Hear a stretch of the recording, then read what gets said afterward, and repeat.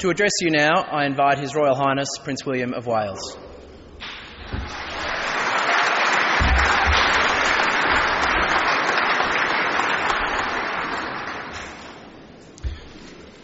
Governor and Mrs. de Kretser, Premier and Miss Mackenzie, distinguished guests, ladies and gentlemen, I would like to begin by acknowledging the traditional owners of the land, the Kulin Nation, and pay my respects to their elders, both past and present.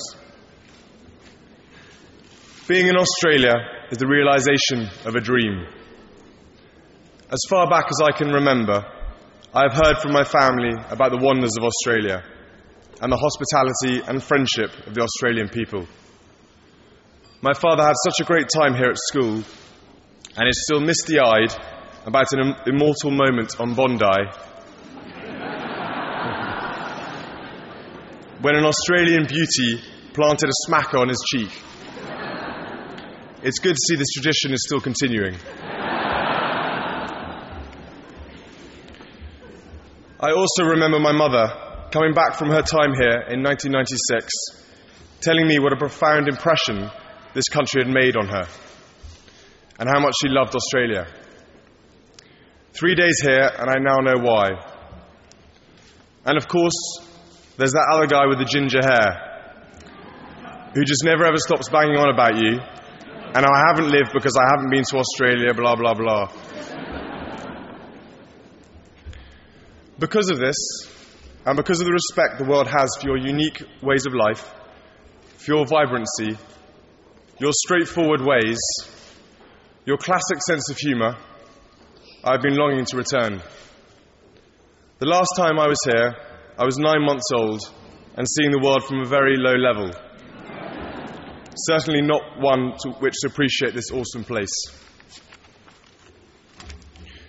What has struck me during this visit to the Southern Hemisphere is what shared heritage actually means. It really is about core values and our way of life. It really is about humour and decency.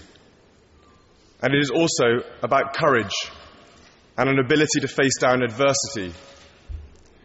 Today, on the outskirts of Melbourne, I was privileged to see the spirit of Australia in its purest, most magnificent form. My family, along with millions around the world, followed the events of last February with a sense of horror, which slowly, as the days passed, turned to one of deep, deep admiration for the steadfastness of the Australian people. The stories of suffering I've heard today inevitably made me think about the ongoing tragedy of Haiti. Our thoughts and prayers remain with everyone there. What an exciting place Australia is, though. This truly is a country for the 21st century. I only wish I had a little longer to see a bit more of Melbourne, this legendary city of sport and culture. But if I may, I'll be back. So, coming to Australia is the realisation of this long-held dream. To be standing here in beautiful Melbourne on a glorious summer's afternoon is one thing. But to be asked to address you at the State of Victoria's Australia Day celebrations is a great honour for me. Thank you for asking me to be here and making me feel so very welcome. Happy Australia Day.